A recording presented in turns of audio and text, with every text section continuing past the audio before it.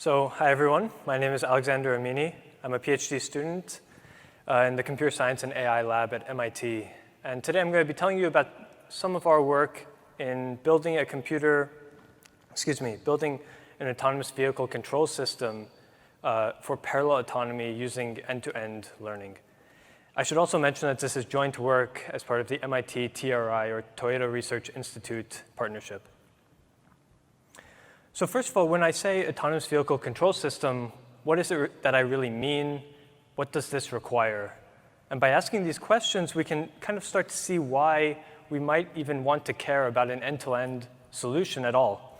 So for starters, we know that autonomous vehicle systems need to be able to handle many different types of scenarios. So this includes things like changes in luminosity, the presence of lane markers, and even harsh weather conditions. This is something that a lot of autonomous vehicle systems today are simply not able to handle. Model-based systems are often very brittle in practice. They require a huge number of hand-programmed rules, hand-engineered features to be extracted. And instead, in this project, we aim to utilize large data sets to actually learn an underlying representation of how the human actually drove so that we can build a computer to replicate that in practice. So let's start by actually taking a step back and looking at the standard autonomous vehicle pipeline. I know this might be very familiar to some of you, but I still want to go through it just so we can see the difference with an end-to-end pipeline. And the key idea here is that the problem is broken up into many different sub-modules where each sub-module is tackled independently. And you can see on the bottom, I've put some references to actual works and publications from both academia and industry focus on actually tackling an individual subproblem of this pipeline. And it starts with, on the left, you can see that we're actually just collecting data about our environment. We're trying to learn what is happening around us. So this can include things like camera data, LiDAR, radar, inertial data, et cetera. And then we feed this into some sort of detection pipeline, because the first thing we want to do is actually understand where the obstacles around us are. We need to identify these obstacles as both static or dynamic.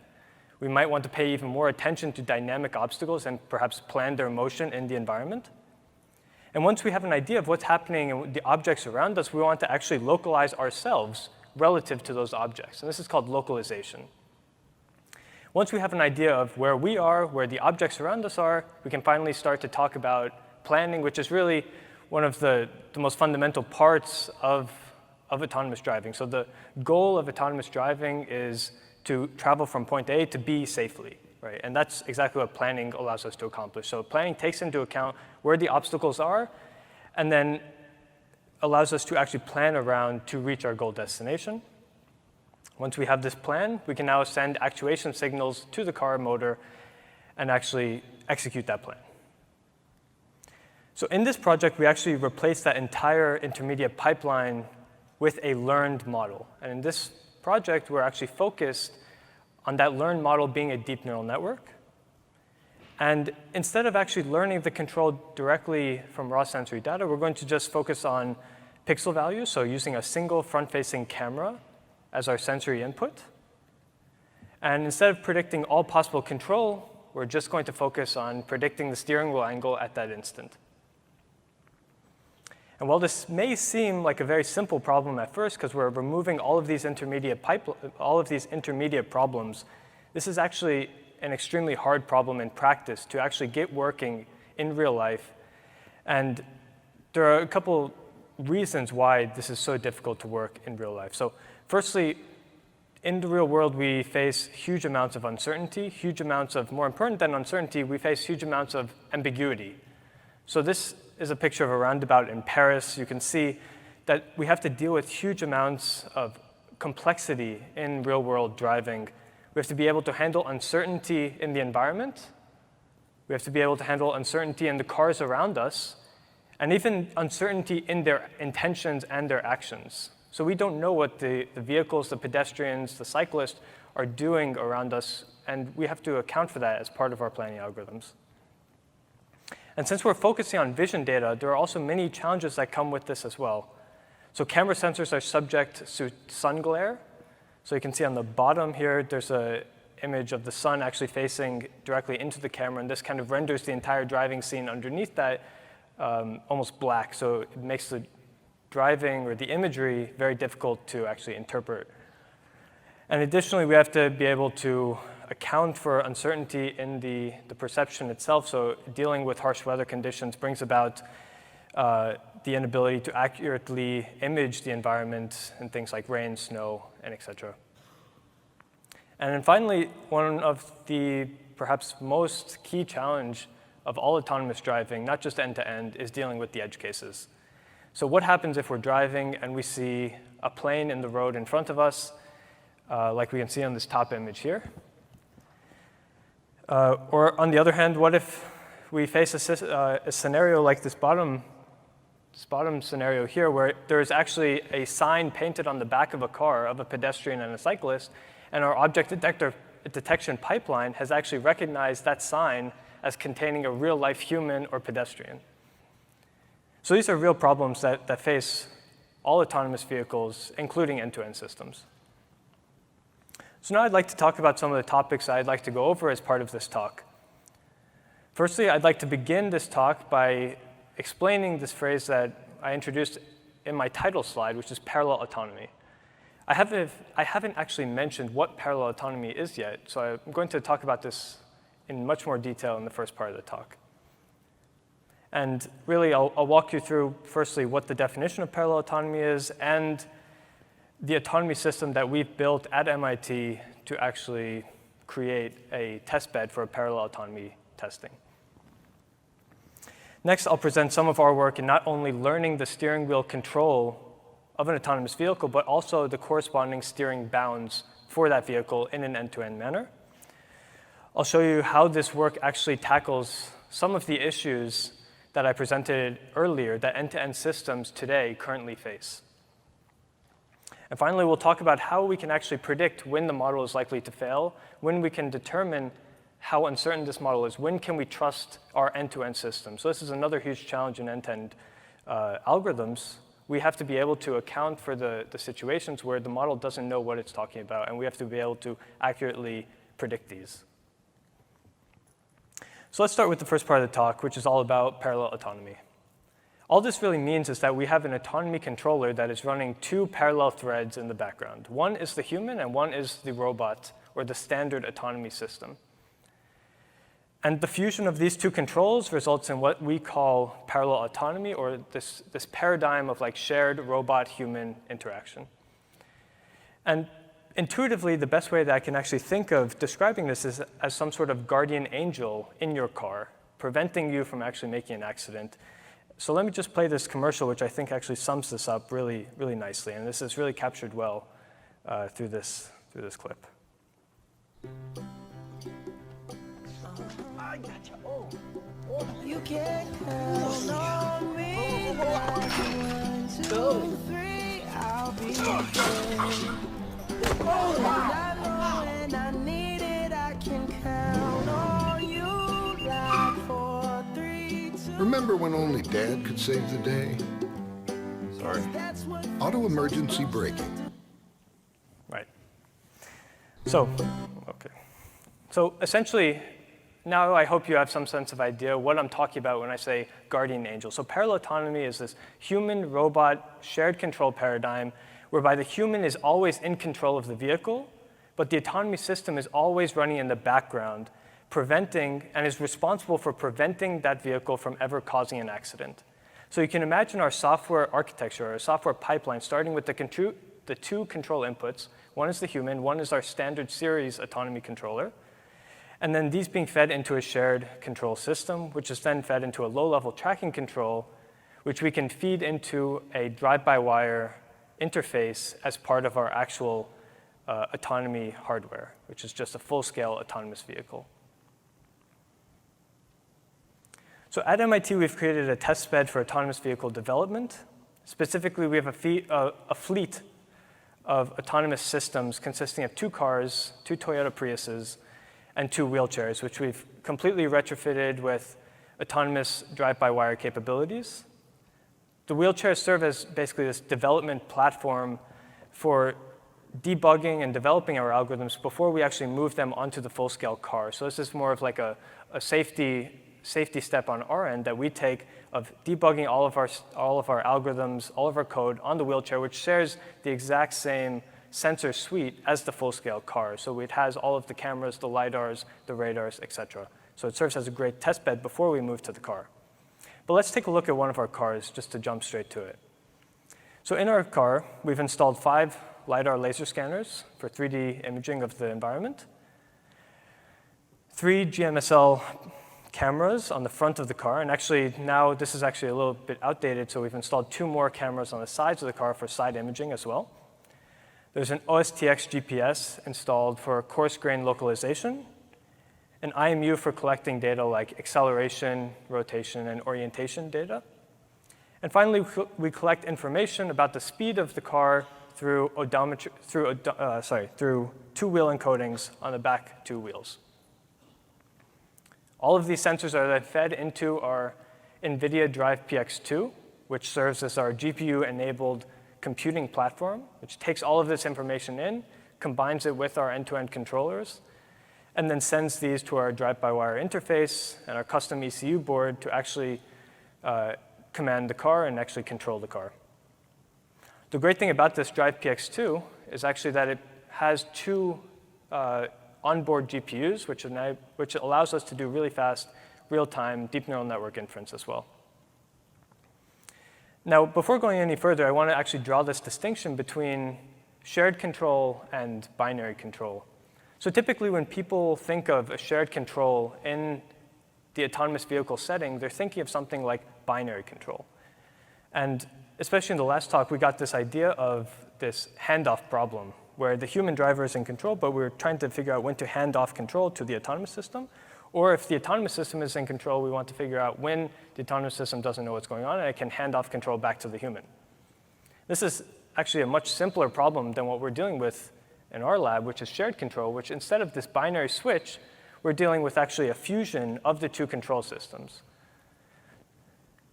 So not only do we have to decide which system to trust more, but we actually have to determine the best way to fuse them together in a very natural manner such that the human who is always driving the car doesn't feel like they're losing control of what they're doing.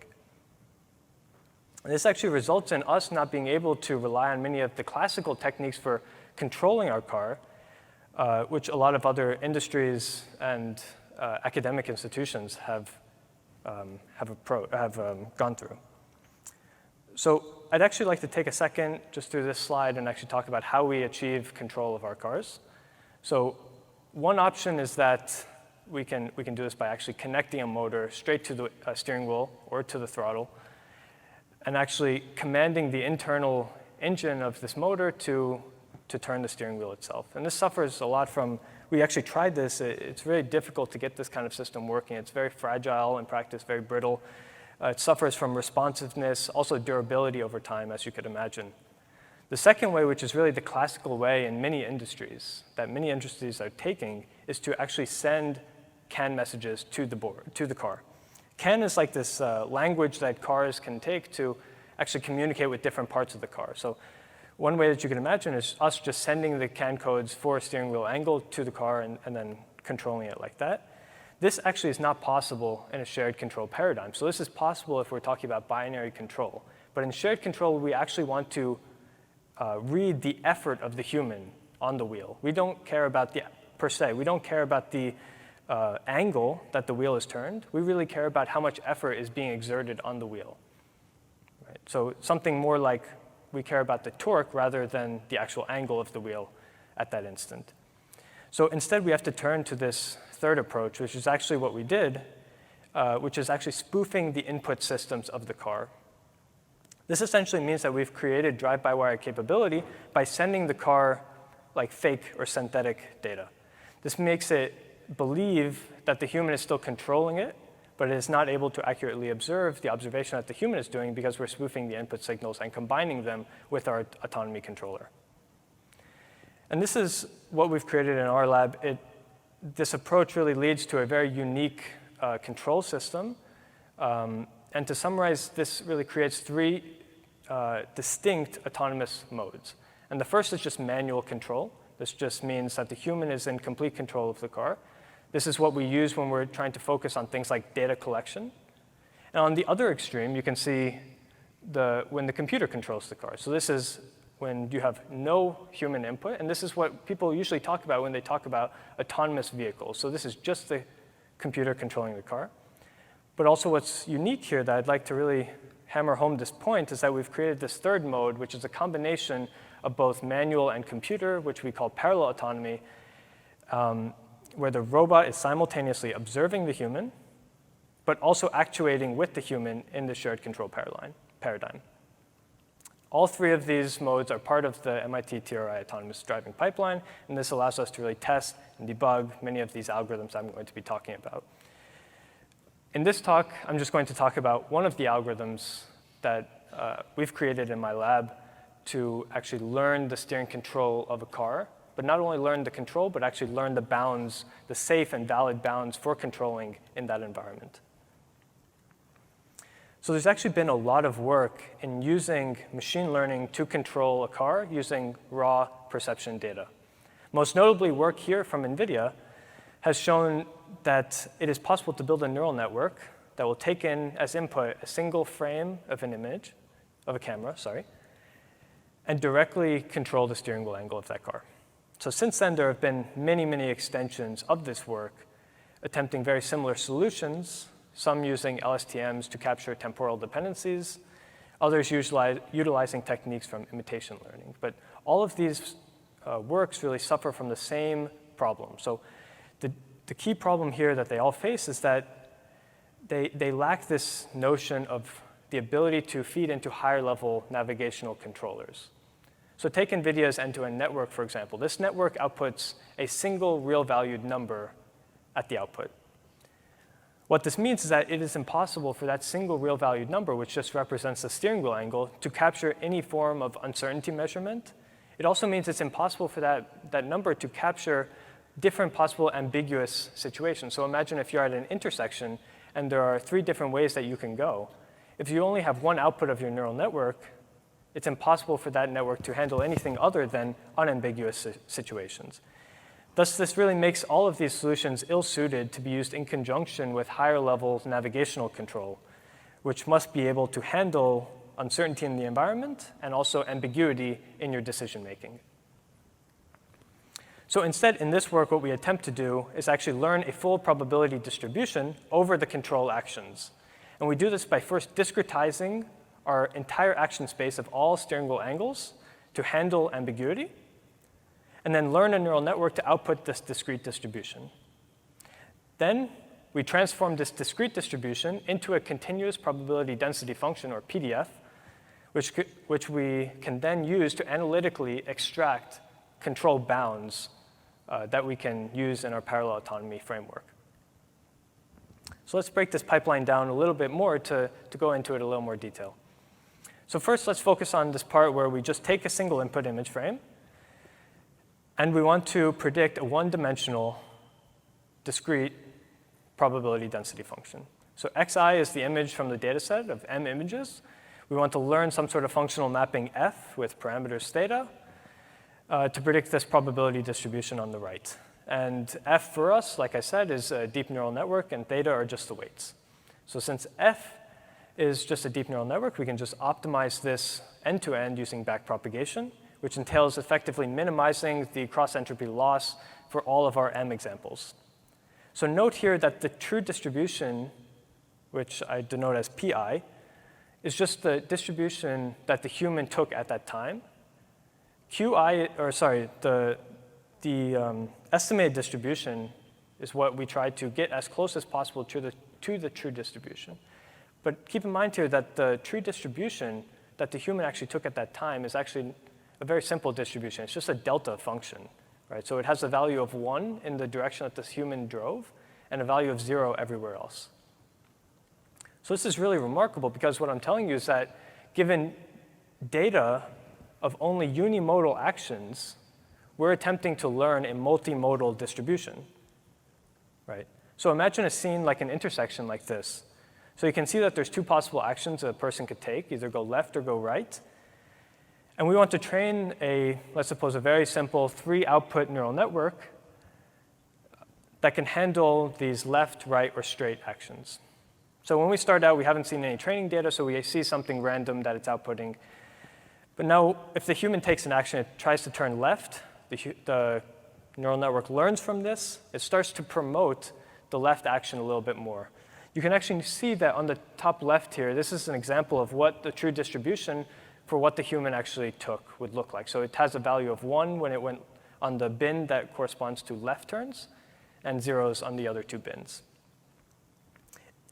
If on the next intersection in our training data, we see a similar intersection like this, it doesn't necessarily have to be the exact same intersection, but the human turned left again. So now the network will now start to really confidently promote this left turn action even more and discourage straight and right, like I mentioned before. Now finally, let's see something interesting happening. So now finally, the human decides to turn right. The network is starting to learn both actions by promoting the right action, and actually it's starting to discourage the left action even though it learned that before. So it actually starts to forget some of that information that it saw before in the process of promoting the current action. If we keep taking right turns, we keep promoting the right action, and we start to lose some of the power on the left. And if we keep seeing straight runs, eventually the model will even learn that if we keep seeing right turns, the model will learn that a right turn is perhaps even more likely than a left turn in this particular scenario. So over time, we eventually expect to see some sort of convergence where the human in our training data set has collected enough data supporting both left and right action, so we expect to converge to some probability distribution, which is like a 0.5 on left and 0.5 on right, and 0 everywhere else. OK, sorry. So this is really awesome because it shows us that we can actually learn multimodal distributions using only unimodal ground truth data. So this eliminates the need to actually manually label each possible control action, right, that the car could have taken at that frame. So we're using the raw data collected from the human in that environment. And instead, we can actually use, we don't even need to keep driving over the exact same intersection over and over. What we're learning here is some sort of representation of where is the drivable space in this region. Yeah. This is especially powerful because it means that we are not constrained to predefined types of intersections like T intersections, four-way intersections. We are simply learning about drivable space in the environment. And this is a very powerful notion. So to test this, we collected 7 hours of driving data in the greater Boston area. This data consisted mostly of highway and city roads. And since our test environment, where we actually test our cars, is very different than this training environment, we decided to do a bit of fine-tuning on our models on roads without lane markers to teach the network to be able to handle some of these unmarked roads as well. So we feed all this data into our NVIDIA DGX1 to actually train our models using data parallelism on three GPUs, and this takes around 1 hour in practice. So I'm going to go over the next step of the pipeline before sharing some exciting results of the system actually working in practice.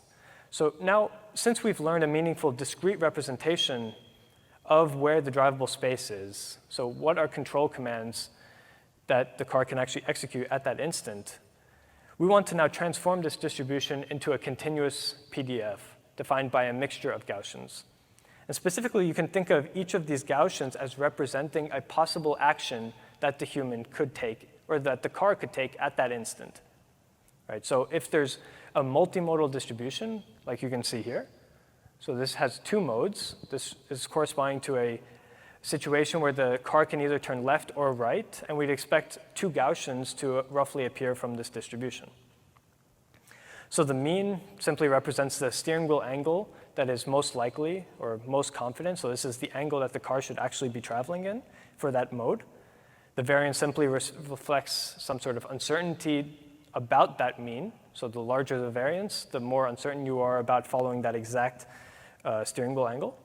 And finally, the power is simply just a scalar multiple that we multiply by each mode of our distribution to simply scale it up and down.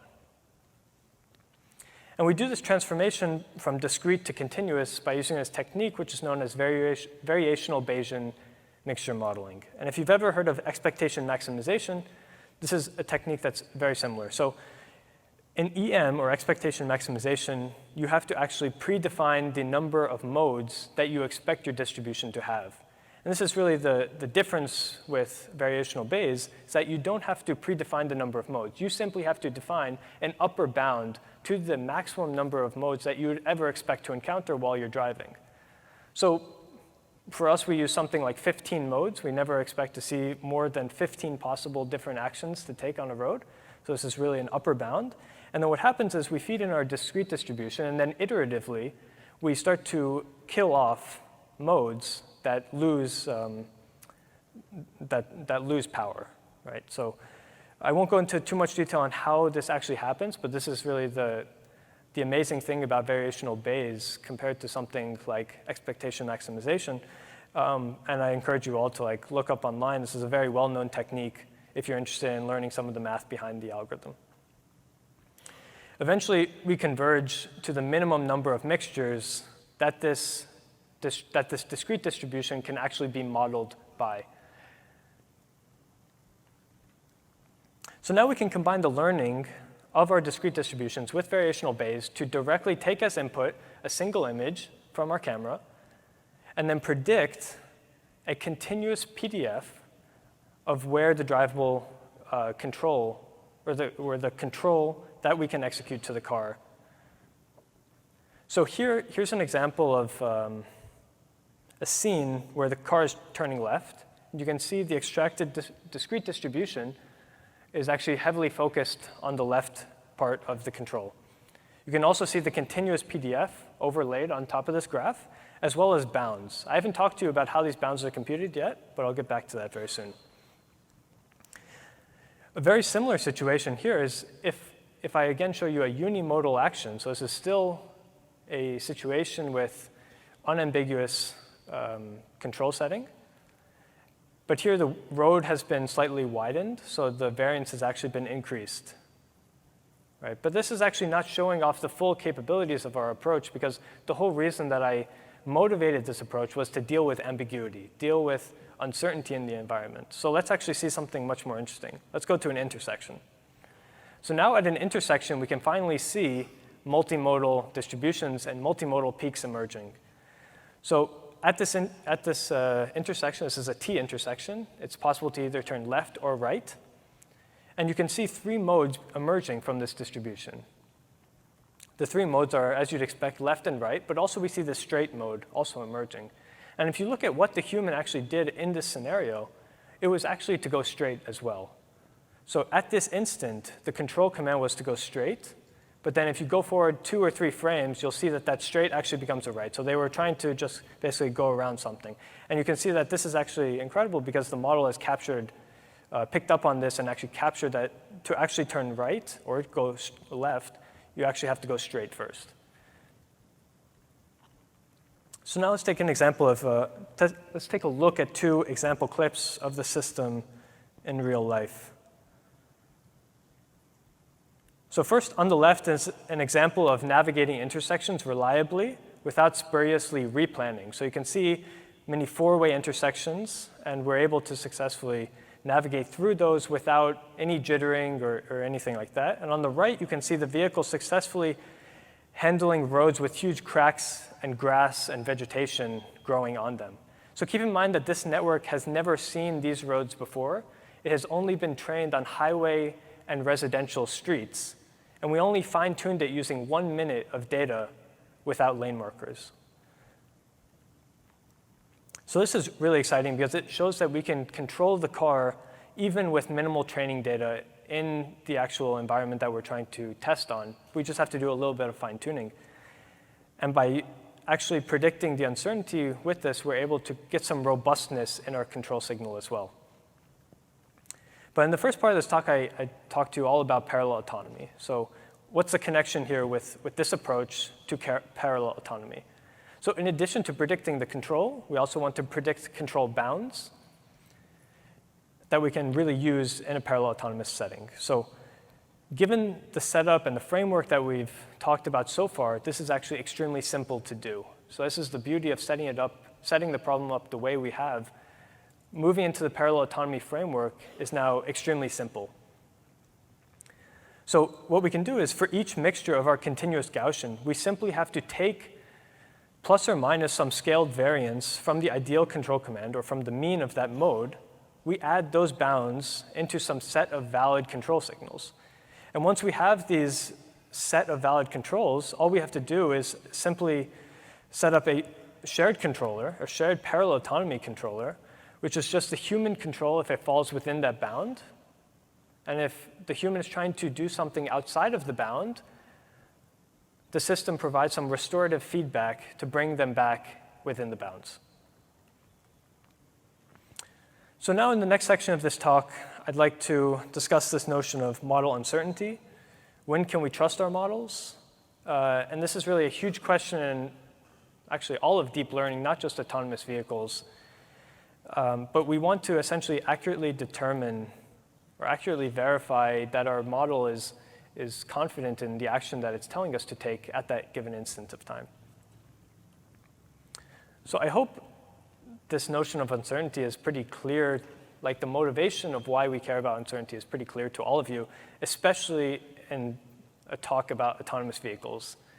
So autonomous vehicles are one of like the most safety critical robotic applications where it is extremely important for us to prioritize safety in these systems that we're building. So what we've learned so far is that modeling probabilities for fixed classes, like we do for discrete control signals, is actually different than looking at the uncertainty of the model as a whole. So take, for example, if I want to train this model of cats and dogs, just to recognize a picture of a cat and a dog, and at the output, I'm predicting a softmax layer that represents probability of being a cat or probability of being a dog. Now, if I show this model a picture of a cat, assuming that the model has been sufficiently trained, I'd expect that this model gives me an answer of, yes, this is definitely a cat, and I expect that model to be very confident in its answer. Right? So in this scenario, they're the same thing. But now let's think about a different scenario.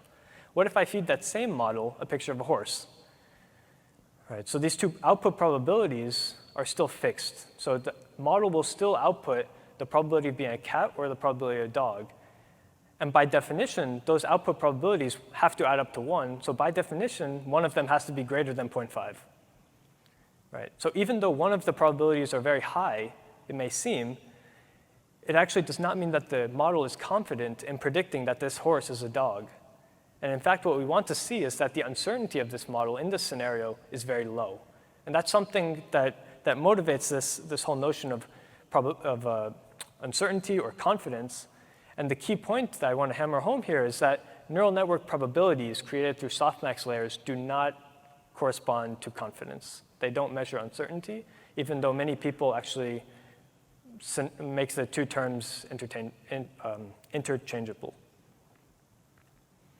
So this brings into question how we can actually determine model uncertainty. And for this, we turn to this really hot field in deep learning right now, which is called Bayesian deep learning.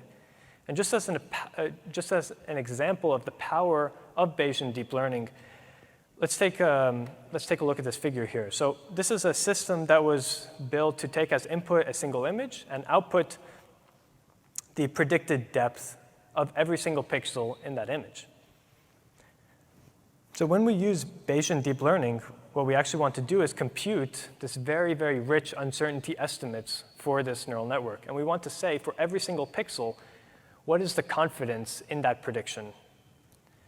And Bayesian deep learning really allows us to do this in a systematic manner. And it's really remarkable because we can see some really interesting things that start to arise. So you can see that the model is most uncertain around like the edges of the cars, also the shadows underneath the cars, and even the reflections in the windows, because in the reflections you actually see trees that are far away. So the model is able to capture some very natural sense of uncertainty. So now the question becomes, how can we apply these techniques to the end-to-end driving scenario for self-driving cars? So let's revisit the original end-to-end pipeline. So this is actually a different pipeline than I talked about in the first talk. This is an even simpler one. So this is basically the pipeline that NVIDIA has created for their autonomous vehicles. So this is taking in a single image and predicting just a single control value. There's no notion of probability distributions like we talked about before. I'm just predicting a single real number. We've already discussed the issues with this approach. We lack uncertainty. We lack ambiguous scenario handling. So instead, what if we can maintain this architecture, but we still want to create some sort of uncertainty so we can actually reason about the confidence of our model with that control. And the way we can do that is actually by stochastically sampling over our output to we want to sample over our deterministic control signal to actually obtain an expectation and variance of that instance. So this will give us the expectation is essentially the control that we want to take, and the variance is essentially the uncertainty of the model at that instant. So more specifically, we can do this using Bayesian deep learning, like I said. And to understand this, let's actually reformulate our problem a little bit using a Bayesian state of mind. So this is a little different than the way we train our models in the previous setting. So now in the Bayesian deep learning framework, we want to actually, like I said, have that Bayesian state of mind. So the goal here, like before, we're trying to create a network to learn, steer, and control directly from raw data. We want to find that functional mapping, and we want to do it by minimizing some empirical loss. The difference here is that in Bayesian neural networks, we're actually attempting to learn this posterior of our weights given our data. So another way to say this is that we want to understand the likelihood of observing some model given the data that we see. Now, Bayesian neural networks are actually called Bayesian neural networks because we can rewrite this posterior, this one, using Bayes' rule, right? And actually, we can theoretically solve it using this equation. The problem is that in practice, this is rarely possible to compute analytically. So instead, we have to resort to some sort of sampling techniques to approximate it instead. So let's look at what this might look like for our network with convolutional layers. We start by performing t stochastic samples through our network, forward passes through our network. And at each time, we're essentially sampling each of the weights of theta according to a Bernoulli distribution, and element-wise multiply that Bernoulli mask with the unregularized feature maps. So on the bottom left, you can see an illustration of 3 unregularized convolutional kernels, right? You can also see next to them the element that they are element-wise multiplied by masks of 1s and 0s, which are just drawn from a Bernoulli random variable, Bernoulli distribution. And this process is effectively repeated capital T times. You repeat this T times, you get an estimate of your expectation of your output, and you get a variance estimation as well. Now, the variance estimation is exactly what we're looking for as part of our uncertainty estimates, but there's actually a problem here in terms of convolutional layers. So the original theory for Bayesian deep learning didn't take into account this huge spatial correlation between adjacent pixels in early convolutional layers.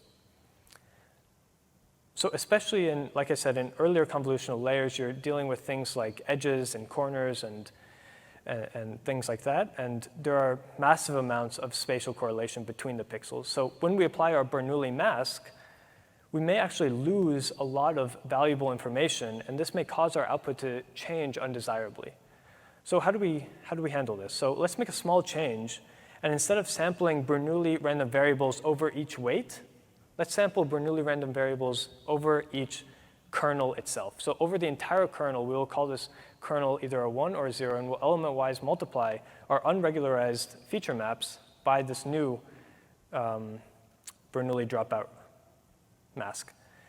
So effectively, by dropping out entire kernels, in early layers, you probably know that kernels represent things like line detection, oriented line detections, and things like that. So effectively, by dropping out some of these kernels and keeping others, we're getting like a noisy estimate of, for example, a lane detection algorithm if we're only dropping out like oriented line detectors. And this is exactly what we implemented in our algorithm. So we found that stochastically dropping out kernels as opposed to elements actually resulted in both accelerated training as well as better convergence of our end-to-end algorithms. We performed a precision analysis to actually analyze how precise our models were compared to the ground truth human actions. And finally, we studied how the uncertainty of our model changed as a function of the steering wheel angle or the steering control, as well as the quantity of training data for that specific type of control. So finally, we found that the uncertainty increased as we tried to make more dynamic turns, which you might expect, because when you're trying to make a more dynamic turn, you actually have less of that seen in your field of view. So if you're making a very dynamic right turn and your camera is pointing straight in front of you, you actually can't see the road. You can only see maybe 10 meters in front of you. Whereas if you're going straight on a straight highway, you can see maybe even 100 meters in front of you. So this really leads to this nice property which we found was we have a more uncertain model as we try to make more extreme turns. This also aligns with the fact that the vast amount of training data comes on straight roads. So you'd expect that straight road driving is the most confident that the model can be. So now I'd like to take a step back, summarize some of the findings of this talk, and tie things back with parallel autonomy once again. So we started this talk by exploring one of the control algorithms that we've created to actually predict the control of an autonomous vehicle, and not only predict the control, but also predict the control bounds in an entirely end-to-end manner. We showed how we can efficiently handle ambiguity with this approach, and we explored ways that we can use techniques from Bayesian deep learning to actually get a sense of when our model is and is not confident about its prediction. Finally, I'd like to show how all this ties in with a cool demonstration of parallel autonomy on a full-scale autonomous vehicle, specifically demonstrating guardian angel capabilities. So here the human is controlling the car, and as long as he adheres to the bounds of the learned model, it appears as though nothing is happening. But if he tries to drive off the road, you'll see in a second, the system will see that he's exited the bounds and try to provide restorative feedback, like what just happened there. You'll see another example where the human tries to even more aggressively try to drive off the left of the road, where the model will respond even more aggressively to bring the car back onto the road. So we hope that this kind of parallel autonomy way of thinking brings about like this new realm of autonomous driving, specifically of like this guardian angel capability. So the ultimate goal of our work is to create a vehicle that even if you want to crash it is uncrashable, right? So it will prohibit you from making any dangerous actions that exit the bounds of the set of valid controls, right? So this is really the holy grail of the work that we're doing. And I'd like to conclude this talk by actually acknowledging all of my incredible lab at MIT, all of my collaborators. If you're interested in reading up on any of the references that I've presented as part of this talk, there's a link right here where you can find all of the references. And that's it. Thank you.